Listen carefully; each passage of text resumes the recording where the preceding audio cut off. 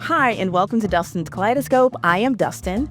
Today's guest is Nicole Snell. She's a personal safety expert, solo adventurer, and creator of Outdoor Defense. She's trained the U.S. military, led workshops around the world, and empowers people to live confidently and without limits. In this episode, we talk about how she started her solo hiking and the power of being prepared. If you've ever wanted to move through the world more boldly, this one's for you. Let's dive right in. Hey, I'm Dustin, and I am here with Nicole Snell. Thank you so much for being on the show today. Thank you so much for having me, Dustin. I've been following you for a while online, and I want people to get to know more about you because one of the reasons I started following you is because you do solo hiking. I do solo hiking all the time, even if it's just locally. You do some great hikes where they are like across the country, across the West and things like that. But could you give us a little bit of your background and how you got started in this?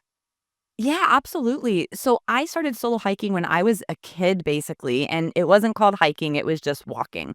You were just going to go for a walk in the desert. I grew up in the desert and we lived near a big open field, kind of in between houses. So I would just kind of bop around in there and, see if I could find lizards and collect rocks and, see what kind of plants I could find and any other animals and, ooh, what lives in that hole. And then I would go and explore the wash, which was a few blocks down. And that was really neat because it was a completely different ecosystem and you could find different types of animals and different types of plants. And I just always really had this connection to the outside. And I grew up in a home where it was not safe inside the home. And so being outside was what was safe for me, to be by myself, to be where I don't have to look over my shoulder, where I really just kind of have privacy and independence and freedom and safety, and just being able to get out and just getting permission to just go out, even just for a little bit, was what really connected with me. And I would just sit on rocks sometimes and just, not even walk, just sit and just look at the mountains and look at the sky changing colors and listen to what was around me. And it just gave me a moment to ground myself. And I just felt so connected to everything around me. I think that is really what saved me, really. Yeah. And so I was not allowed to do a lot of exploration. I had to stick to what was around my house in my little town. But when I became an adult, oh, you cannot stop me. I was like, okay, now I don't have any limitations. I want to see all the things. I want to go to all the places. There's no one telling me what I can and can't do. Stereotypes, of course, trying to tell me, oh, I'm a woman, you're a Black woman, and we don't do that, or you shouldn't do that, or it's not safe for you to do that. And I have just never been someone who listened to when people tried to discourage me. I would always just double down and say, oh, you don't think I can do that? Well, let me show you. Wow, that's amazing. That's really amazing because I have heard some of that as well. Like, why are you going to a national park? Like, we don't do that. And I'm like, yeah, we do. And I'm a perfect example. So that is for all the things that you've, said, I can relate to. And I'm sure other people listening and watching this can also relate to it. So you talk about how you started exploring your surroundings when you were little because that was a place you felt safe. And then once you became an adult, you decided, whoa, the entire world, I can explore that. So tell me how you made the leap from I can do this and to how I can show other people how to do this in a safe way. Because I want people to really realize that in case they have not seen you on social media, you are hiking solo everywhere. I mean, I love when you were in the Galapagos, look at that was just amazing. You're just like, okay, I'm going here. But it's not just, internationally, but also stateside. So how did you get from that point of I feel safe doing this and I want to share this with other people? I would say when people started asking me about it, right? I wasn't a part of social media for a long time. Like I had a Facebook page and a MySpace. Oh my gosh, I'm aging myself. I had one too. And I kept it private, like it was just friends. It wasn't about sharing it with a wider group. It was just sharing it with your own, your friend group, your acquaintances, Right. people from work. And then I started working at this company where there was another woman who wanted to hike. And so we started hiking, and I primarily hike solo. And it's not because I don't enjoy hiking with others, because I do, but also there's just this freedom of being like, I'm going to wake up this morning, I'm just going to go. I don't have to make plans. I don't have to arrange where we're going to meet and the trail. I can just go. And then I can take as much time as I want, or I can push myself and really try to, go as fast as I can for whatever reason, depending on what my goals are. And so we started hiking together, and she was the one who encouraged me to start sharing more about what I was doing. She's like, you're doing really awesome stuff. You should share. I was like, nobody's going to care. Nobody's going to care what I'm doing because there's so many other people doing it. Who cares what Nicole's doing? And she just encouraged me, and I said, okay. So I started an Instagram page and started sharing some of my adventures, and people started liking it and following me and, asking me questions about it. And then when I started outdoor defense, it was, again, I had friends who had for years been encouraging me to Okay. do something where I am talking about the outdoors and self-defense, because I've always been a big proponent of, safety and protecting yourself. Even before I was a self-defense, instructor, trainer, expert, I have always been about trying to help people. Just, hey, you want to do it? Go do it. I was always the encouraging one. Yeah, yeah, come on, you can do it. Let us learn. Let's figure it out. And so I would say just a lot of people encouraging me to make it more public and to make it available for people to know what I'm doing. And then more people would come to me and send me messages and emails and say what it had meant to them, like you telling me that what I post and what I share has helped you feel more confident solo hiking. That just is so rewarding. Like, I cannot really put into words that how that feels to be on the receiving end of that kind of feedback, to know that what I'm doing really is making a difference to people who I might not even know or have spoken to or had any, previous contact with. And to know that something that I'm doing is helping them is so powerful. And I just want to help as many people as possible. Wow, that's really that's a wonderful way to put it. And it's a great transition because you talk about outdoor defense. So, can you tell us about that and how that became part of your life as well? I started self-defense in 2019, and I had been working for the company Girls Fight Back for about 5 years to that Okay. point, and also training with another company called Impact Personal Safety. I was a lead instructor for them as well. And at the same time, I'm going out and doing solo hikes, and, I've been hiking solo in 18 different countries. I've been to 34 or 35 countries now, but I can count that I've hiked in 18 of them. And people would always ask me, like, "Isn't that dangerous? Aren't you unsafe? Aren't you scared? Right. Don't you have fear?" And I was like, "No, I don't have fear because I have these skills, and I know that I can handle myself, and the skills kind of transfer." But I hadn't yet thought of combining the two, like combining my love for the outdoors and combining the self-defense skill part of it. Because again, I was getting in my own way and thinking that people weren't going to care. People didn't want this. People didn't care what I had to say about this, and so why would I create something that no one was gonna listen to or watch? And I had several friends over the years, encourage me, "No, no, you should do something," and then finally in 2019, I had a friend who really just said, "Just start it. Just just go outside with your phone and just record something." And I said, "Okay, fine, I'll just do it." And so I did, and that's really how Outdoor Defense started. And Really? now I have 60 episodes across 3 seasons. I'm working on season 4, but it's a lot. I mean, I'm sure it's a lot of work to produce your own show.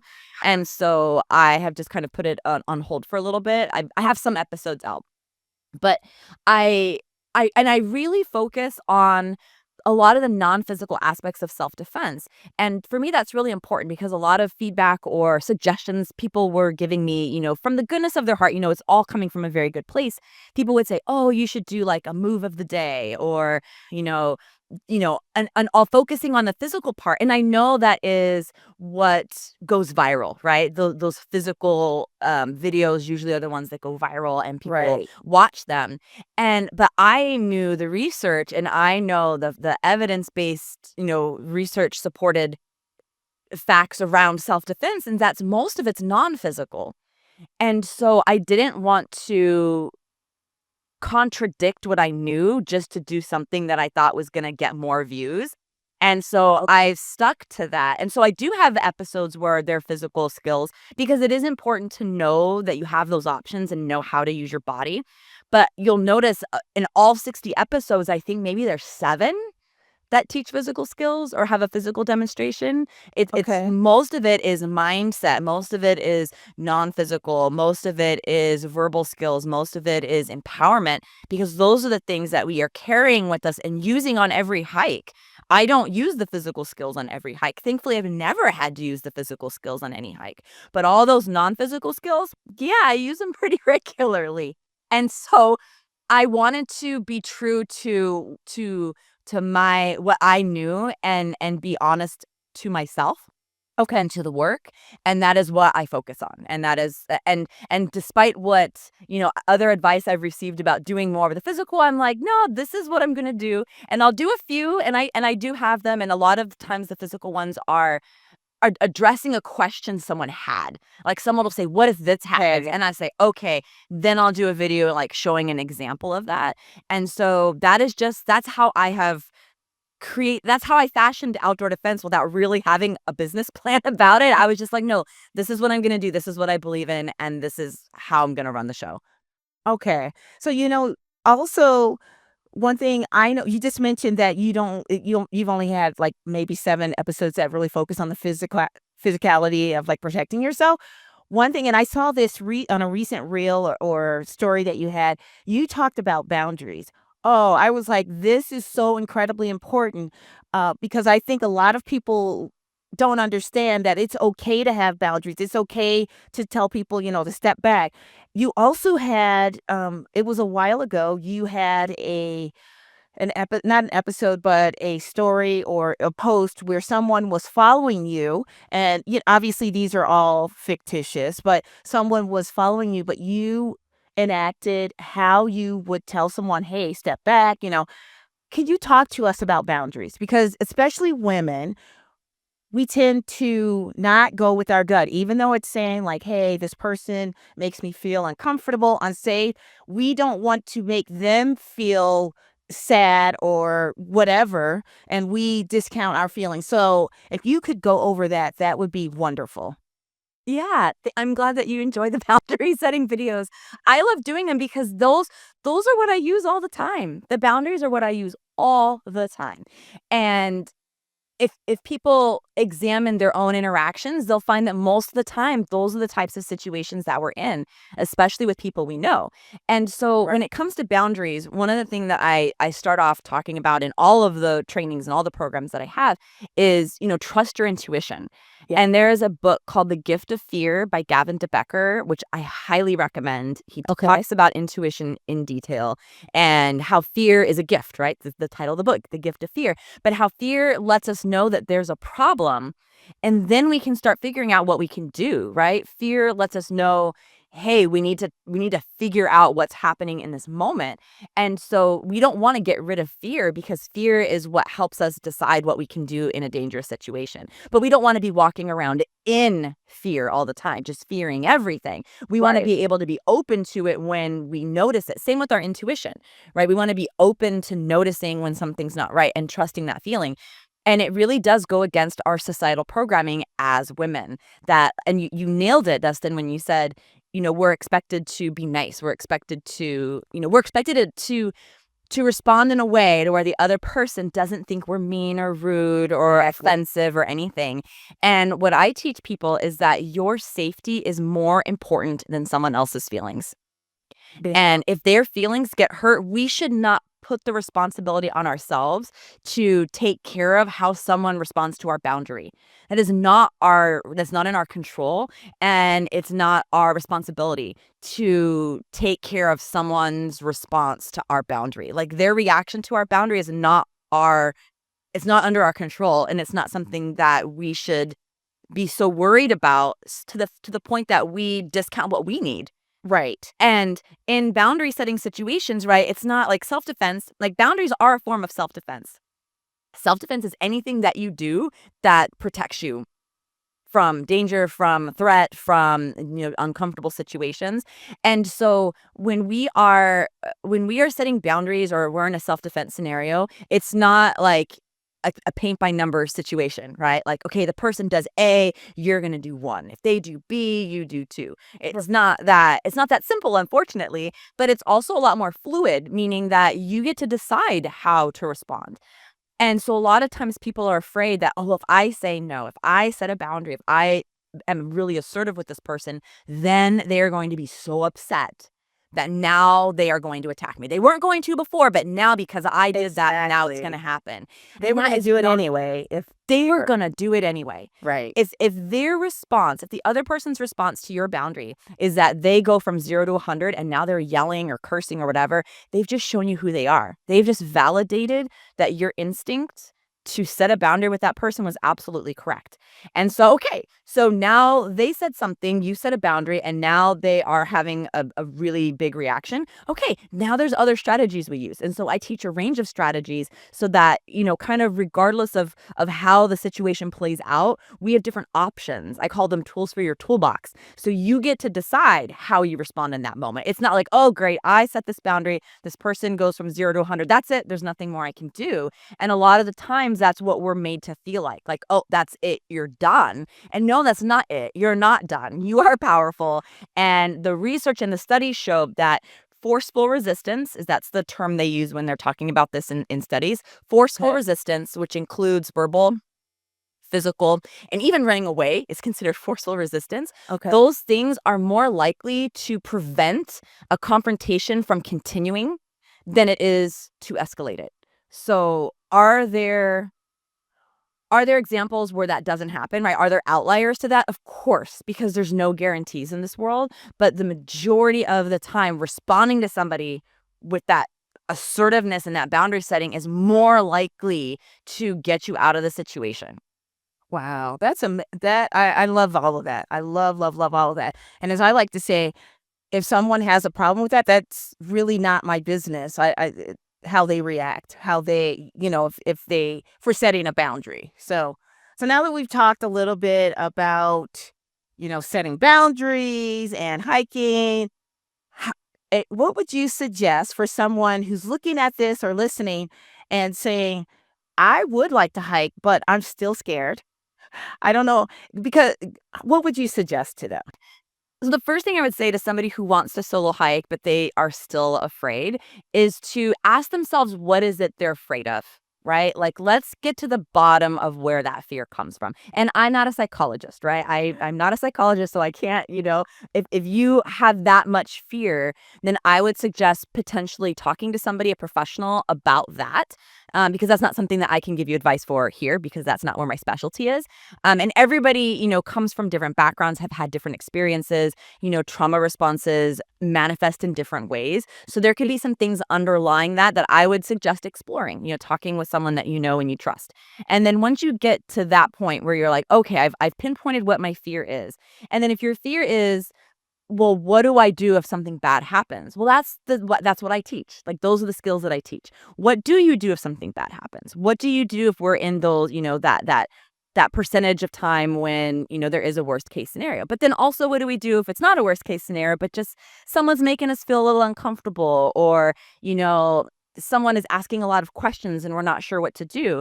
That's where that empowerment Yeah. comes from. So I would say, watching, my outdoor defense series is free, watch the series. I now have an online version of my Yes, I'm Hiking solo class that I do for companies and groups. That's now available as something that you can purchase and use and watch online, and it's lifetime access.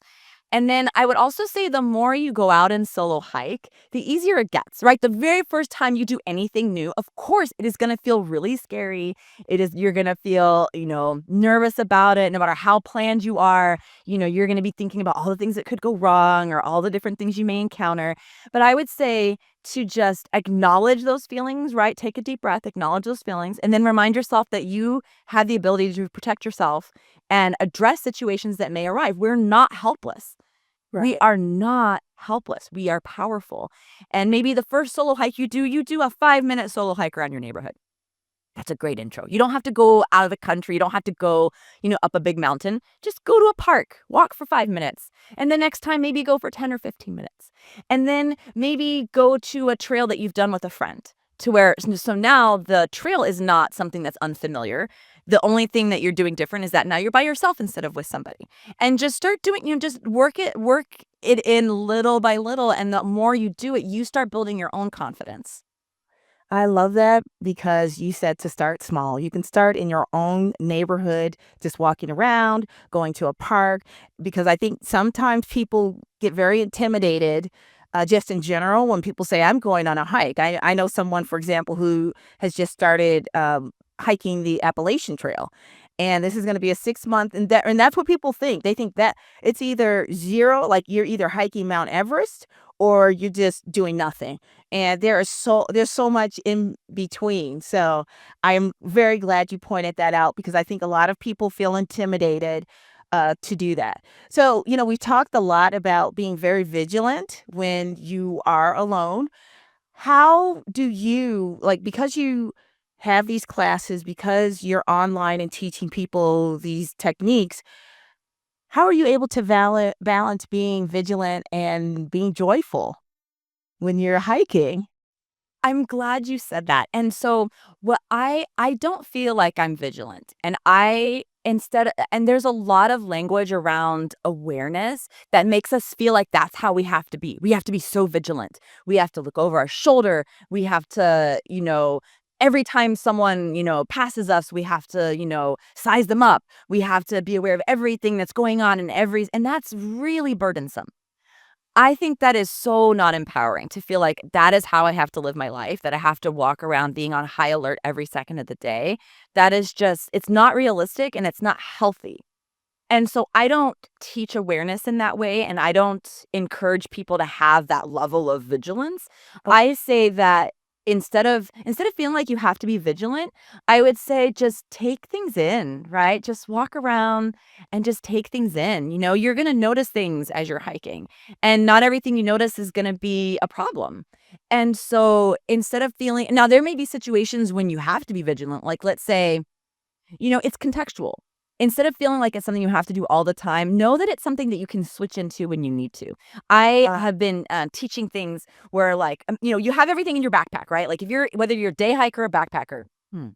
if you're a day hiker that happens to be carrying a backpack, then you have things. You have your snacks, you have water, you have a water filter, maybe you have a first aid kit, an extra layer, your tripod for taking pictures, and whatever else that you have, in your pack. But you're not walking around with them all the time. They're there. They're in your backpack. You don't need your snack right now. You're hiking. You're not hungry yet. But then when you're hungry, what do? You stop, take off your backpack, you open it up, you grab your snack. So I like to think of your awareness in the same way, right? Like there may be times when we need to be that vigilant. Maybe the weather changed. And all of a sudden now we have to be really aware of the weather, right? Our environment. Maybe we are hiking with a group and now maybe we're hiking with young kids. Like I'm sure parents are going to be a lot more vigilant when they're hiking because now they have littles to mind and look at and make sure that they're not, touching poison oak and like sticking their finger in like snake holes and things like that. So, but if they don't have their children with them, they might not have that same level of awareness. And so think of it as it's fluid. It's like a spectrum, right? You don't have to always be in this state, but you can switch into it if something requires your attention.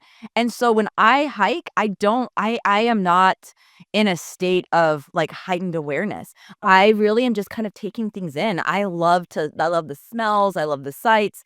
I love to see, what interesting animal I'm gonna see. There was red-tailed hawks I was hiking solo a couple days ago, and there was this big bird in the sky, and I thought it was a raven, and then when it turned and the sun hit it, I was like, "Oh my gosh, that's a red tail." And it was just right and I just stopped and I just looked at it, and if I wasn't, looking around, I might not have noticed it. So I look around not because I'm looking in fear, but I'm looking because I'm trying to take it in.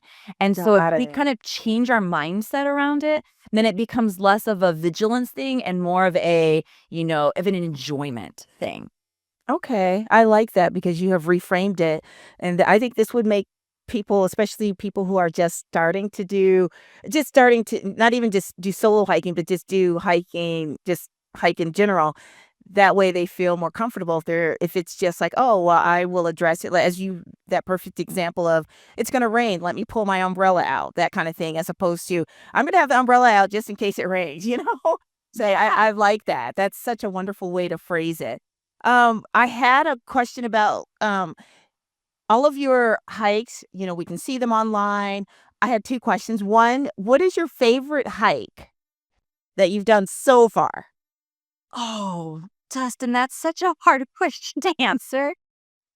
It's like asking me what my favorite national park is. I cannot tell you. They're all so. Isn't it Yosemite?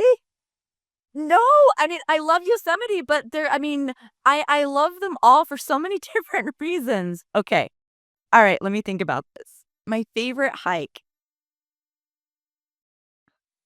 Okay, I would have to say, okay, I know which one I'm going to say. I'm going to say the Tongariro Alpine Crossing in New Zealand because it was the first, like, really long hike I've done. Like, it's a 12-mile point to point. It's not even a round trip or an out and back. It's point to point. And then there's a little shuttle that picks you up and takes you back to your hostel when you're done. But Okay. that was my first really long hike, and it was in another country. I had to buy hiking boots for this one. Up to this point, I hadn't been hiking in boots. I just Oh, hiked in really? tennis shoes. Yeah. Okay. And then I realized all these things I needed. I needed a proper backpack. I needed a hydration bladder. I needed, waterproof clothing because you hike up to an elevation where it's technically alpine and, it's cold and it could rain. Right. And so I had to do all this learning. And so it was exciting for me. And also you're hiking in between 2 active volcanoes. And Oh. I love geothermically active landscapes and places, and so that hike, like, the ground is steaming, and then there's this point where you're hiking up, and there's something called Red Crater, which is one of the I might be saying this wrong. Anyone who is a geologist or a seismo what is it? Who volcanologist. Okay, if I'm messing this up, volcanologist, just know that's not what my specialty is. It's red, it's like a vent where lava would, during eruptions, the lava would come out of that part of it. And so now it's all cooled and it's just bright red. And it's just like all these different shapes and like curls to it. And then you come up to that point and then you look down as you're hiking down the other side. And then you see the Emerald Lakes. And there's these like 4 lakes that are just brilliant shades of green and blues and turquoise and like jewel tones, just gorgeous. And I'm just standing up there, and then the ground is all smoking all around you, right? Because you're like you look down on the ground and there's like a little steam vent and it's cold, and so you can put your hand down by the steam vent, like pull up your hands. It was just so amazing, and then when you're done hiking by the volcanic area, then it goes into rainforest, and I thought, Wow. "Did I take the wrong turn? Am I in the right spot? Did I?" But it's just because, you hike from one end and then you go up and then you go down, so there's so many different changes in elevation and in the landscape. It was like 4 or 5 different hikes in one hike. Wow, that sounds like it was fun and challenging, and just the views were amazing, amazing. So, was this one of your earlier hikes, or was it something that came midway, or? And I only ask because you didn't have hiking boots yet. Yeah. So it wasn't one of my first hikes, but it was one of my first technical hikes. So I live in the LA area. And so a lot of the hikes that I was doing up to that point were, going to Griffith and, hiking other trails around LA. I hadn't really started doing peaks yet. And then I would go, my sister and I went to Yosemite and I had a pair of boots, but they weren't officially hiking boots. But we went to Yosemite and like hiked around. So I had done some hiking, a lot of different places, but nothing really technical, nothing, more than like 5 miles. Got And it. then I did that one and it just opened up my whole brain to all the different types of hiking I could do. I was like, "Oh yeah. Now I'm doing long hikes and now I'm backpacking because now I can see even more beautiful things if I can go farther." And Right. thankfully I'm able to do that. Right. So, you mentioned a lot about, obviously we're talking about hiking, but and I think people will naturally assume that, well, because you're hiking, you don't really have to do any other exercises. How do you prepare yourself for a long hike? Are you exercising? Are you on the tread? I mean, at my gym, I can always tell when someone's going on a long-term hike. They come in loaded down on the treadmills with their hiker with their backpacks, and they are just just going at a very slow pace, but and I can see that that backpack is heavy. How do you prepare? Like, do you stretch? Do you do that sort of exercise, or are you just like, hey, I'll go until I don't feel great and then I'll stop? Wow, that's a great question. So, it's kind of a combination. When I know I'm gonna be going so I am hiking pretty regularly, not always going on big hikes, but, 3 or 4 miles here and there, 6 or 7 miles here or there, so I stay in pretty consistent hiking form, and then Okay. I love going to the gym. I've been lifting since I was in high school, and I used to be a bodybuilder, so the gym and weightlifting is a big part of my just everyday routine, so I'm in the gym regularly anyways. But if I know I'm gonna go on a bigger hike, then I'll try to be a little bit make sure I'm more consistent about, weight training, my shoulders, my legs, and then I'll try to do more hikes. And then sometimes, I mean, I've gone on hikes where I should have been preparing and I didn't. And I did it anyways, but I just did it really slowly. And that's okay. If you're not racing somebody, if you don't have a time frame to get up and then back, then take your Okay. time, do your hike. I have been the slow person on hikes before. And then when I was training for Whitney, that was a backpacking trip I was doing 5 days, or the first time I was supposed to do Whitney was supposed to just be, 2 days and 1 night. We were gonna go up, camp, summit, come back again, camp, and then come back. I'm sorry, so 2 nights and 3 days. Okay. And so I started training for that by doing the 6 pack of peaks, which in Los Angeles area or in Southern California, there's actually 12 peaks, but they still call it the 6 pack of peaks challenge. And it's a range of peaks, tall mountain summits around the LA area or the Southern California area that you can do to prep for Whitney. And so Okay. you Okay. start doing those. And so I had started doing those to prepare myself because it was going to be long, a lot of elevation.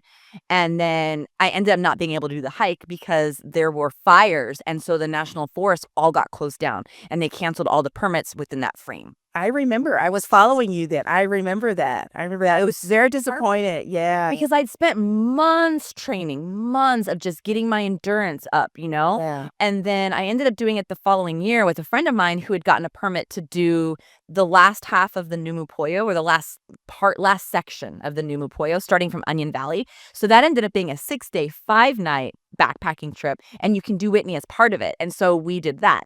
And I was really busy with work, a lot of traveling in the months leading up to it. So I didn't have time to really prep. I didn't have time to really lift or do a lot of hiking. And I was like, oh no, it'll be fine. Oh wow. I was humbled. I was humbled. I finished, I did it, but that first day I carried too much weight, which is such a rookie move to carry too much weight for your backpack.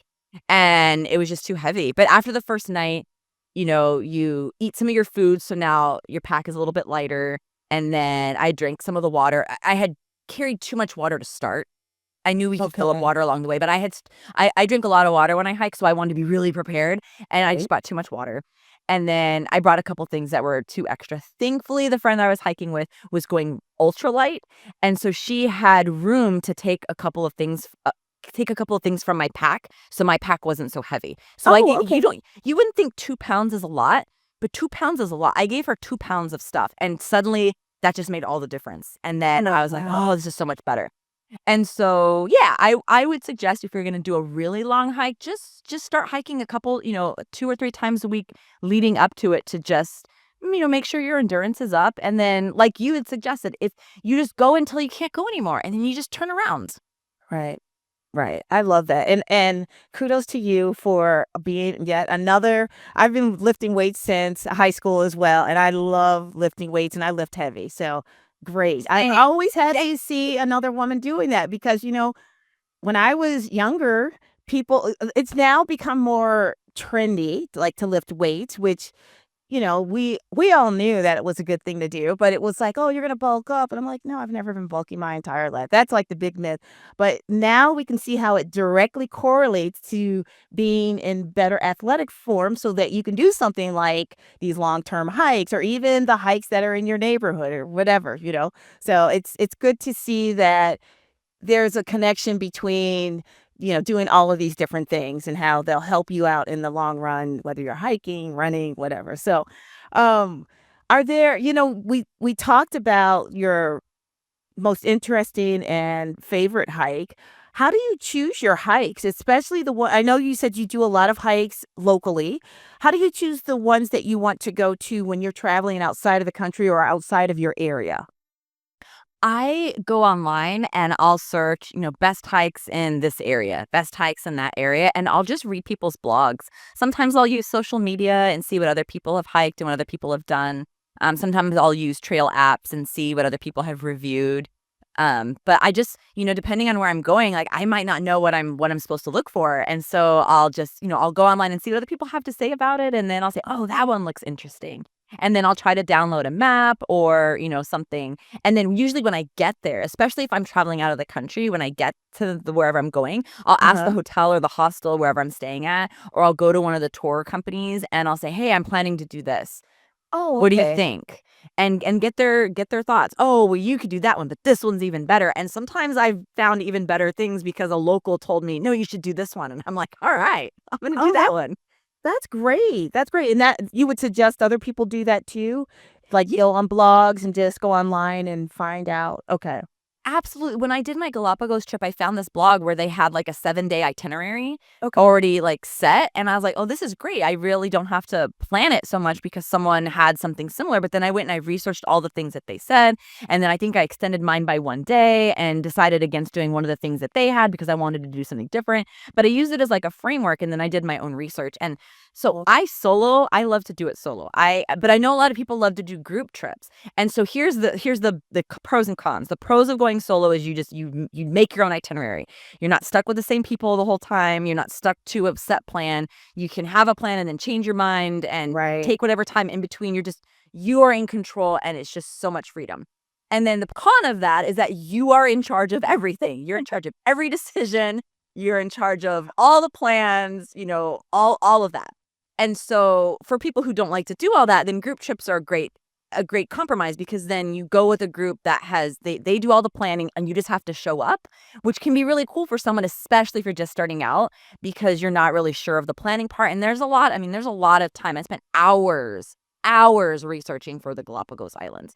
And so if you don't want to do that, or you would just prefer someone else do it, you're like, I just want to show up. I want to book my ticket, book my trip, and I just want to show up and have everything planned for me, then that's great. That's a benefit of doing the group trips. But so what I did is I went and I found what people were talking about. I looked at pictures and then when I got there, I just asked around, talk. Okay. So there's I did a blog on this that I talk to strangers because a lot of times people think when you travel, oh, don't talk to strangers, strangers are dangerous. There's still this stranger danger myth that persists. And the statistics for women is that 86% of the time women are assaulted by people we know. Mm, It's not a stranger. Do stranger attacks happen? Yes, unfortunately they do. But the majority of the time, it is not strangers that we are most often experiencing violence from. And so I keep that in mind when I'm solo hiking and I just trust my intuition, right? I talk to strangers all the time. You have to when you're traveling. Your Uber driver is a stranger, your tour guide is a stranger, the flight attendant on your flight is a stranger, right? You're always going to be interacting with local people. And just trust your intuition. If someone here's how I like to differentiate. If I'm traveling and I ask somebody for help, I go to a tour company and I say, "Hey, I'm looking for this," and they give me a suggestion, and I don't have any weird feeling, I know it's usually going to be okay. But if right. someone just sees me on the street and is like, "Hey, I wanted to tell you about this really cool place," I'm not going to go to that place. Right. I'm not because now you're soliciting me. So now I don't trust you. I don't trust that you have my best interest in mind, that this isn't a scam. And I take those with a grain of salt. And Right. so I would just suggest that to people. Like it's okay to go out and talk to people and interact with folks and, listen to what other locals have to say, but just trust your intuition. If something feels off, it's off.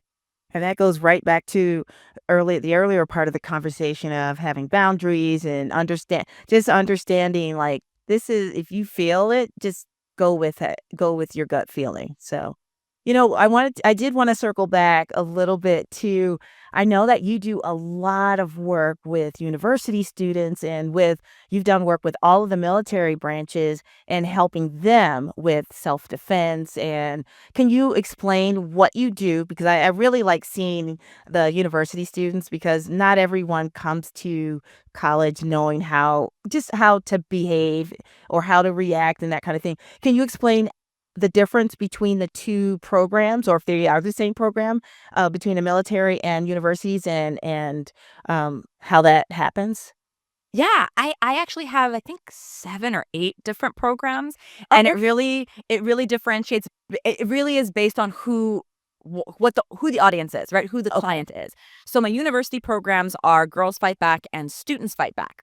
And Okay. so what I talk about for those is I really address situations that college students may experience. Talking about, a lot of times I'm brought out to do first year student, freshman orientation, welcome weeks when freshmen are just coming to school, Right. and now they're in school, university for the first time, right? They were just in high school, now they're in college. What do you do with this newfound freedom? How do you have these interactions and set these boundaries and interact with this world in this new way? And so I talk about things very specific to that. I talk about things specific to on-campus living versus off-campus living. I talk about situations at parties versus situations they might encounter with their professor. And I just really am talking about all of these different situations in a way that is teaching them skills that they can use leaving my training. So my trainings are usually 90 minutes plus Q&A. And so I'm covering, intuition and awareness and verbal strategies and bystander intervention, consent, not only how to set a boundary, but how do you accept a boundary? And, Mm. discussing these types of, social interactions in a way that is relatable.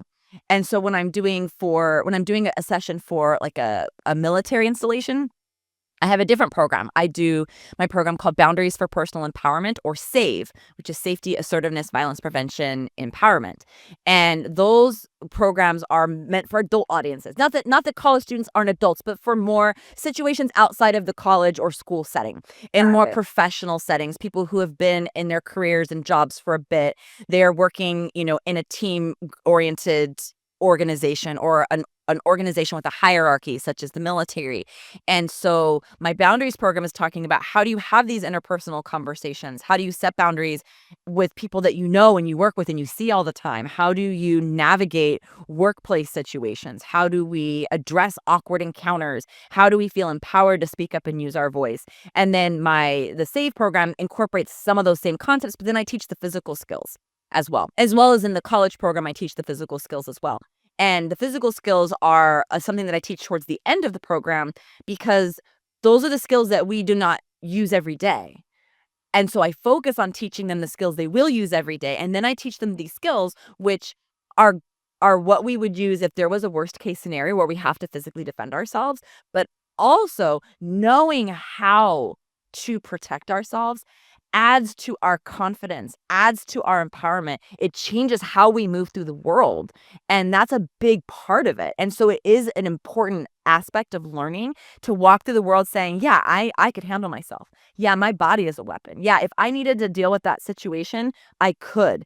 And studies have shown that people who learn self defense are less likely to use their physical skills because of the confidence that they exude as they move through the world, and they are more willing to speak up for themselves and for other people.